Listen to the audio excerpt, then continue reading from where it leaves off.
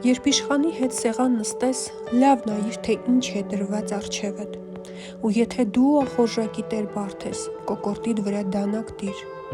Մի ցանկացիր նրա նուրբ խորտիկները, քանի որ դրանք խաբեհության հաց են։ Մի աշխատիր հարուստ լինել, հետ կանգնիր քո իսկ իմաստությունից։ Աչք ես տնկելու մի բանի վրա, որ ոչինչ է, քանի որ հարստությունն իր համար թևեր կշինի ու արծվի պես դեպի երկինք կսավառնի։ Չարաչք մարդու հացը մի կեր, ոչ էլ նրա ազնիվ կերակուրները ցանկացիր, քանի որ նա այնպիսին է, ինչպես որ իր սրտի մեջ մտածում է, կեր ու խմիր, կասի քեզ, բայց նրա սիրտը քեզ հետ չէ։ Կերած պատառը փսխելու ես ու կորցնելու ես քաղցր խոսքերդ։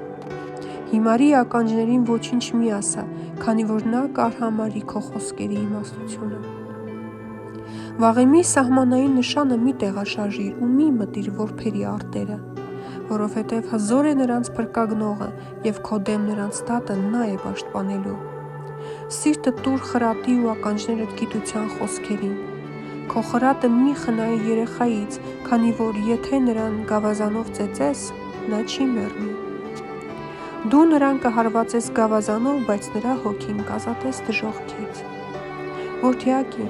եթե քո սիրտ իմաստուն լինի, իմ սիրտը կուրախանա։ Հիրավի իմ երիկամունքը կցնցան, երբ քո շուրթերը ուղիղ բաներ խոսեն։ Քո սիրտը թող մեղավորներին չնախանձի, այլ ամբողջ օրը Տիրոջ երկյուղի մեջ եղիր։ Ամեն։